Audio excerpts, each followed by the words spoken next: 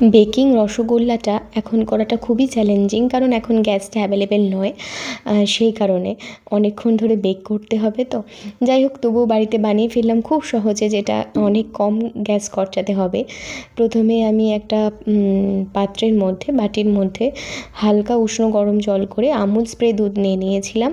আর এটা হচ্ছে গরুর দুধ, মানে গরুর দুধের মধ্যে আমি রসগোল্লার রসগুলোকে খুব চেপে চেপে যতটা পরিমাণে রস বের করে ফেলা সম্ভব ততটা বের করে নিয়েছি।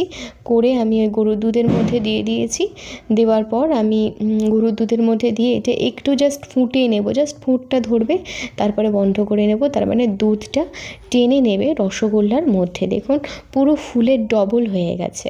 তারপর একটা বাটির মধ্যে ওই আমুল স্প্রে দুধটাকে এলাচ দিয়ে আমি ফোটাচ্ছিলাম। তারপর দেখলাম বাটিটা অনেক কম হয়ে যাবে, কারণ এটা আমাকে ক্ষীর তৈরি করতে হবে। সেই কারণে অল্প একটু হলুদ দিয়েছি কালারের জন্য জাস্ট, দিয়ে কড়ার মধ্যে আমি এটাকে ক্ষীর বানিয়ে নেব, কারণ বাটির মধ্যে নাড়াচাড়া করতে অনেক অসুবিধা হবে। আর কড়াইয়ের মধ্যে ওই স্প্যাচুলা দিয়ে খুব সুন্দরভাবে নাড়াচাড়া করা যায়। সেই কারণে আমি কড়ার মধ্যে এটা হালকা হাতে করে নিয়েছি।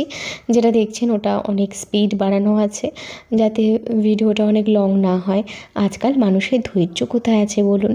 আর এত ধৈর্য আমাদেরই নেই, যেখানে আমরা রিল ভিডিওর প্রতি আসক্ত হয়ে গেছি।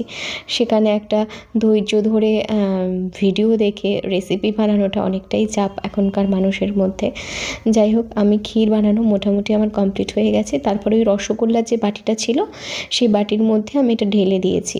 একদম উপর দিয়ে ঢেলে দিয়ে জাস্ট ট্যাপ করে নেব, নিয়ে ওটা বেক করতে বসিয়ে দেবো। যেহেতু এখানে আমি ক্ষীর দিয়ে দিলাম, সেহেতু এখানে খুব বেশিক্ষণ বেক করার দরকার নেই। আমি এখানে একটা কড়াই নিয়ে নিয়েছি, নিয়ে সেখানে স্ট্যান্ড দিয়ে বসিয়ে দেবো। দিয়ে 15 থেকে 20 মিনিট এটা আমি অল্প আঁচে বেক করব। প্রথমটা 5 মিনিট আমি একটু হাই আঁচ দিয়েছিলাম। আপনারা চাইলে মাইক্রোওভেনেও এটা বেক করে নিতে পারেন। আমি মাইক্রোওভেনে করলাম না, গ্যাসের মধ্যেই একটু রিস্ক নিয়ে করলাম। আর ওই যে কড়াইয়ের উপরের ঢাকনাটার মধ্যে যে ছোটো ছিদ্রটা ছিল সেটা লবঙ্গ দিয়ে ঢেকে দিয়েছিলাম। 15 মিনিট পর খুলে দেখলাম অনেকটা বেশি রসালো এখনও আছে। তাই আরও 5 মিনিটের জন্য বেক করে ঠান্ডা করতে রেখে দিয়েছিলাম। তখন দেখলাম ঠান্ডা করার পর এই যে অল্প একটু দুধ মতন মনে হচ্ছে, মালাই মনে হচ্ছে, সেটা কিন্তু ঠান্ডা করার পর আর মনে হবে না। আমি দেখাচ্ছি আপনাদের। এই যে অল্প একটু মালাই আছে, এটা গরমের কারণে আছে। যখন এটা হালকা ঠান্ডা হয়ে যাবে, মানে খাওয়ার উপযুক্ত হয়ে যাবে, তখন পুরো মালাইটা পুরো টেনে নেবে রসের মধ্যে। রসগোল্লাগুলো আর মালাইয়ের সাথে একদম টেনে একটু শক্ত হয়ে যাবে। দেখুন এবার বাটিটা আমি নাড়াচাড়া করছি, কোথাও আপনি মালাই দেখতে পাবেন না।